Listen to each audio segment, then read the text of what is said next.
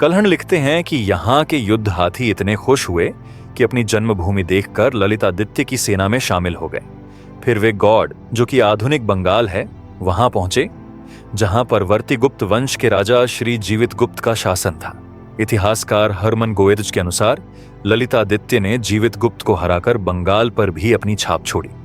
बंगाल की खाड़ी तक की विजय ने महान ललितादित्य को सिर्फ एक योद्धा नहीं, बल्कि एक दूरदर्शी सम्राट बनाया। गंगा के मुहाने पर कब्जे ने उन्हें समुद्री व्यापार की चाबी सौंप दी। बंगाल की खाड़ी से दक्षिण पूर्व एशिया तक जाने वाले जहाज अब उनके नियंत्रण में थे।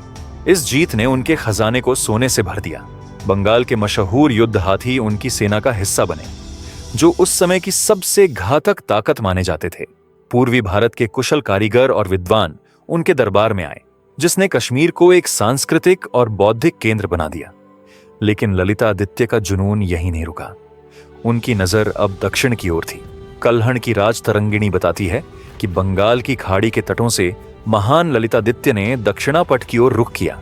वहां उनका सामना हुआ कर्नाटक के शासकों से।